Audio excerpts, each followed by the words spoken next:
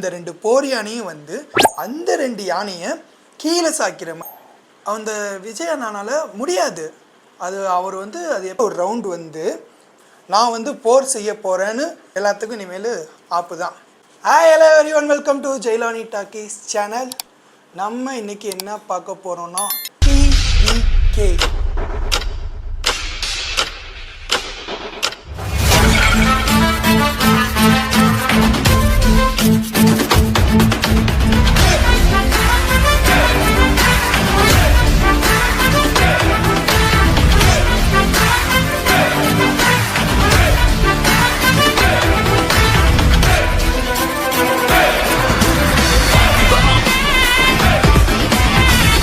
Most famous actor Tamil cinema Thalapathy Vijay அண்ணா அவங்க கட்சி கொடியை அனௌன்ஸ் பண்ணிட்டாங்க. கட்சி கொடியோடு சேர்த்து ஒரு பாட்டு ரிலீஸ் பண்ணியிருக்காங்க. நம்ம இன்றைக்கி அதில் கட்சி கொடி கலர் அண்ட் அந்த பாட்டில் என்னென்ன இருக்குன்னு டிஃபைன் பண்ணி எக்ஸ்பிளைனாக உங்களுக்கு கிளியராக சொல்ல போகிறேன். இந்த தமிழக வெற்றி கழகம் கட்சி கொடியில் மேலேயும் கீழேயும் சிவப்பு, அது டார்க் ரெட், ஓகேவா, நடுவில் மஞ்சள், அதுக்கு சைடில் ரெண்டு யானைகள், போர் யானைகள் ரெண்டு, அதுக்கு நடுவில் ஒரு ரவுண்டு வந்து சுற்றி 28 நட்சத்திரம், நடுவில் பார்த்தீங்கன்னா வாகைப்பூ.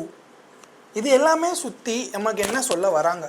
பொதுவாகவே ரெட் கலர் வந்து நம்ம ரத்தத்தில் கலந்த ஒன்று, அதாவது அதுக்கு இரத்த சம்மதம் ஒன்றுன்னு சொல்லுவாங்கள்ல, இரத்த சம்மதம் இருக்குன்னு. அதுதான் மெயினாக இந்த ரெட் கலர் வச்சுருக்க காரணம். அதை பொறுத்து இந்த ரெட் கலர் எதை குறிக்குதுன்னா வலிமை, ஆற்றல், அறிவு, திறமை, இது போக நிறையா விஷயங்களை குறித்து தான் இந்த ரெட் கலரை ரெண்டு இதுக்கும் மேலேயும் கீழேயும் கொண்டு வந்திருக்காங்க. நடுவில் இருக்க எல்லோ கலர் வந்து உங்களுக்கு நான் ஒரு புதிய வெளிச்சத்தை தரப்போகிறேன். அது எது மீன் பண்ணினா நம்ம காலைல டெய்லி வெளிச்சம் கொடுக்குற சூரியன் எல்லோ, ஓகேங்களா? உங்களுக்கு புதுசாக நான் உங்களுக்கு ஒரு வெளிச்சத்தை கொடுக்க போகிறேன்றது தான் அந்த எல்லோவை டார்கெட் பண்ணி சொல்லியிருக்காங்க. அடுத்து தான் இப்போ முக்கியமான ஒன்று வரும், யானை. இந்த யானை எதுக்கு வச்சுருக்காங்க? யானைனா எல்லாருக்குமே தெரியும் எதுக்காண்டி போகும், போருக்காண்டி யூஸ் பண்ணுறது. நம்ம தமிழ் மக்களுக்கும் யானைகளுக்கும் வந்து நமக்கு ஒரு பெரிய கனெக்ஷனே இருக்குதுன்னு சொல்லலாம். நம்ம முத ஆரம்பித்ததுலேருந்தே அந்த யானையை வச்சு தான் போர் செய்வாங்க. அவங்க போருக்கு நம்ம யானையை வாங்கிட்டு போய் அங்கே வந்து ஒரு சரித்திரம் படிச்சிருக்காங்க. யானையை வச்சு அந்த போர்கள்லாம் ஜெயிச்சு ஒரு சரித்திரமே பண்ணியிருக்காங்க. அதுதான் போர் யானைகள். நான் வந்து போர் செய்ய போகிறேன்னு சொல்லாமல் சொல்கிறது. இப்போ போருக்கு யூஸ் பண்ணுறதுலாம் பார்த்திங்கன்னா முதல்ல ஸ்டார்டிங்கில் வச்சுருப்பாங்க. அதுக்கு பேர் டங்கிகள் அப்படின்னு சொல்லுவாங்க. அது ஒரு வெடிகுண்டு மாதிரி வெடிக்கிற அது கன்று மிஷினை நான் டிஸ்பிளே பண்ணுறேன். டங்கிகள்னு சொல்லுவாங்க. அந்த டங்கிகளுக்கு பதிலாக அப்போ இருந்தே நம்ம வந்து யானையை தான் முதல் இதாக வச்சுருப்போம். முதல் இது போருக்கு யானையை வச்சு தான் இது தயார் பண்ணுறது. அந்த டங்கிகள் பார்த்திங்கன்னா அவ்வளோ பவர்ஃபுல். இப்போ அந்த அளவுக்கு பவர் தான் நம்ம யானை. வாகை மலர், இந்த வாகை மலர் எங்கே கிடைக்குன்னு உங்களுக்கு தெரியுமா? எங்கேயுமே மேக்ஸிமம் கிடைக்காது. அதனால தான் அது வாகை. அது எப்படி சொல்கிறேன்னா, எங்கே வந்து ஒரு செடியே வளர முடியாதுன்ற இடத்துல தான் அந்த செடி வளரும். பாலைவனம் இடத்துக்கு வச்சுக்கோங்க, அங்கே தான் அந்த செடி அதிகமாக வளரும். ஆனால் அங்கே எதுவுமே இருக்காது. பாலைவனம்னாலே உங்களுக்கு தெரியும், தண்ணி கூட கிடைக்காது. அங்கே தான் வளரும். அப்போ அது வந்து என்ன குறிக்கிறது?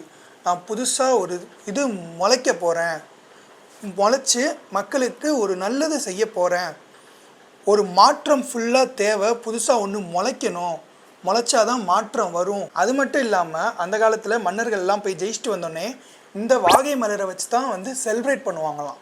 நம்ம இப்போ போரில் ஜெயிச்சிட்டோம் அப்படின்னா இந்த பூ செடியை எடுத்துகிட்டு வந்து தான் நம்ம ஜெயிச்சிட்டோம் அப்படின்றத வந்து செலிப்ரேட் பண்ணுவாங்க. அப்போ இது என்ன குறிக்கிறது?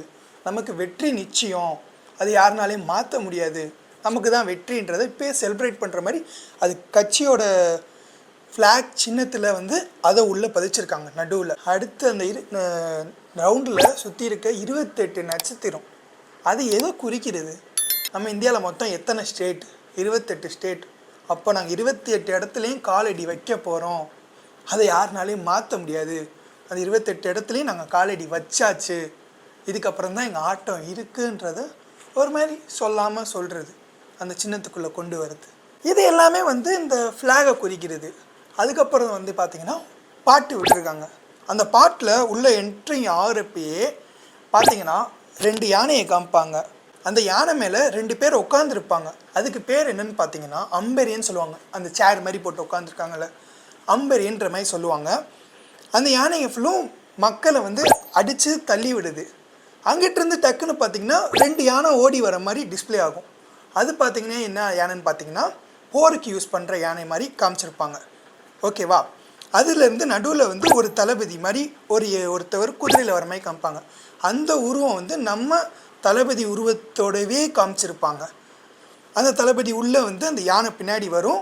யானை தளபதி அப்படியே முன்னாடி வருது. அந்த தளபதி வந்து நம்ம தளபதியாக வந்து நமக்கு வந்து டிஸ்பிளே பண்ணியிருப்பாங்க.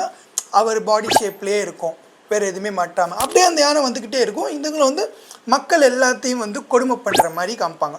அந்த சேரில் 2 பேர் மேலே உட்காந்துருக்கவங்க வந்து என்ன குறிக்குதுன்னா ஆட்சி செய்கிறாங்க, அவங்க தான் ஆட்சி அப்படின்றத குறிக்கிறதுக்கு தான் அந்த சேரில் அப்படி உட்காந்துருக்க மாதிரி காமிச்சிருக்காங்க. அங்கிட்டு டக்குன்னு தளபதியும் வந்து அந்த 2 போர் யானையும் வந்து அந்த 2 யானையை கீழே சாய்க்கிற மாதிரி, அதாவது மண்ணில் சாய்க்கிற மாதிரி நம்ம காமிச்சிருப்பாங்க. அப்படின்னா என்ன அர்த்தம்? உங்களுக்கு கண்டிப்பாக அதுக்கு புரியும். மண்ணில் சாய்க்கிறான்னா அந்த 2 யானையும் உங்களுக்கு யாருன்னு கண்டிப்பாக புரியும்னு நினைக்கிறேன். ஆனால் நான் சொல்ல விரும்பலாத, அது கீழே விழுந்து சாய்ச்சி அதுக்கப்புறம் கொடியை வந்து அந்த தளபதி வந்து அந்த கொடியை வந்து ஏற்றுவார். அது மீன் இறங்கி நிற்கிற மாதிரி காமிச்சிருப்பாங்க. மக்கள் ஃபுல்லும் அப்படியே சுற்றி இருக்கிற மாதிரி காமிக்கும். அதாவது ஒரு கொடியை சாய்ச்சிட்டு இன்னொரு கொடி அங்கே ஏறுறது. இந்த நீங்கள் படத்துலலாம் பார்த்துருப்பீங்களே, ஒரு இடம் பிடிச்சோன்னே இந்த பொன்னியின் செல்வனில் கூட அந்த நாட்டை அவங்க வந்து கைப்பற்றிட்டாங்கன்னா வந்து அந்த கொடியை இறக்கிட்டு அவங்க கொடியை ஏற்றிருப்பாங்க. அது மாதிரி நான் வந்து பிடிப்பேன்றத சொல்லாமல் ஜஸ்ட் ஒரு இதில் காட்சியாக அனிமேஷனில் இந்த இப்போ இருக்க ட்ரெண்டில் காமிக்காமல் அப்போ இருக்க ட்ரெண்டில் வந்து காமிச்சு நமக்கு அதை டிஸ்பிளே பண்ணியிருக்காங்க. இதெல்லாம் வந்து தாங்க இந்த ஃப்ளாகும் இந்த பாட்டும் என்ன குறிக்கிறதுன்னு வந்து சொல்கிறாங்க. ஓப்பனாகவே சொல்லலான்னா இது எப்படி சொல்கிறது, நான் தான் இனிமேல் அநியாயத்தையும் எப்படி இது வரைக்கும் நீங்கள் செய்கிற தப்பு எல்லாமே வந்து நான் வந்து கேட்பேன், ஒன்று நான் சாய்க்க போகிறேன்றத ஒரு சொல்லாமல் சொல்லி அது கட்சி சின்னத்திலே வந்து அந்த கொடி சின்னத்திலே வந்து வைக்கிறது ரொம்ப இது எல்லாத்துக்கும் புரிகிறது தான், காமன் தான். இதை நம்ம டீகோட் பண்ணி ஃபுல்லாக காமிச்சிருக்கோம். இந்த கட்சி கொடி இது அறிவிக்கிற அந்த விழாவில் பார்த்தீங்கன்னா அந்த விஜய் அண்ணானால் முடியாது. அவர் வந்து அது எப்படின்னா ஒரு பல நாள் கனவு நடந்தால் எப்படி இருக்குமோ அந்த மாதிரி நடந்து அவர் கண் கலங்கி அது ஒரு மாதிரி எமோஷனான டச் ஆயிடுச்சு. அவர் அந்தளவுக்கு அந்த ஏற்பாடோடு இருந்திருக்காரு. அவர் வந்து இது ஒரு இதுவாக பண்ணாமல் இப்போ தான் நினச்சி பண்ணாமல் இப்போ இத்தனை வருஷமாக அவர் நினச்சிட்டு இருந்திருக்காரு நம்ம ஆரம்பிக்கணும்னு. அதுக்கு ஒரு டைம் வரட்டும்னு வெயிட் பண்ணிகிட்ருக்காரு. இதுதான் அவருக்கு ஏற்ற டைமாக நினச்சி கரெக்டான டைமில் தான் வந்திருக்காருன்னு நானும் நினைக்கிறேன். இப்போ நான் இதுவரையும் சொன்ன கருத்துகள் வந்து ஃப்ளாக் பற்றி இதெல்லாம் வந்து என்னோடய ஓன் தான். நான் எதுவும் சொல்ல, என்னோடய ஓன்னு நான் கொஞ்சம் சர்ச் பண்ணி பார்த்து எடுத்தது தான், மிச்சப்படி இல்லை. அக்யூரேட்டாகவும் நான் எதுவும் சொல்லலை, எனக்கு தெரிஞ்சதை உங்ககிட்ட ஷேர் பண்ணியிருக்கேன். ஓகே, நம்ம வீடியோட ஃபைனலுக்கு வந்துடலாம். இப்போ சொன்ன கருத்து எல்லாமே என்னோடய ஓன் கருத்து தான். என்னோடய ஓன் ஒப்பீனியன்னு ஒன்று கேட்டிங்கன்னா, விஜய் அண்ணா ஒரு புது சரித்திரத்தை கொண்டு வர போகிறாரு. லைக் நம்ம ஜெயலலிதா அம்மா, எம்ஜிஆர் அவங்களும் ஆக்டர்ஸ் தான், அவங்களுக்கே தெரியும். அது மாதிரி ஜெயலலிதா அம்மா இருந்தப்போ வந்து உங்களுக்கு தெரியும், அது ஒரு தனி ஆட்சியாக தெரிஞ்சிச்சு. அது கொஞ்சம் ஒரு வேறு மாதிரி இருந்துச்சு. நான் பாலிடிக்ஸ் பேச வரல, இருந்தாலும் சொல்கிறேன், அது நல்லா இருந்துச்சு. நான் என்னோடய ஓன் இதில் மட்டும்தான் சொல்கிறேன். இது எந்த இதுவும் குறித்து சொல்ல, நான் வேறு யாரையும் தப்பும் சொல்ல, என்னோடய ஓன் கான்செப்டில் நான் சொல்கிறேன். அது எனக்கு கொஞ்சம் டிஃப்ரெண்ட்டாக தெரிஞ்சிச்சு. அது மாதிரி இப்போ விஜய் அண்ணா வந்தால், தளபதி அண்ணா வந்தால் அது வேறு மாதிரி இருக்கும் அப்படின்னு நான் நம்புகிறேன். கொஞ்சம் டிஃப்ரெண்ட்டாக இருக்கும். அவர் ஒரு புது சரித்திரத்தை படைப்பார். என்னோட ஒரு இதுபடி எல்லாத்துக்கும் இனிமேல் ஆப்பு தான், அதில் மாற்றமே இல்லை. ஓகே, என்னோட சார்பாக வந்து தமிழக வெற்றி கழகத்துக்கு வாழ்த்துக்கள்.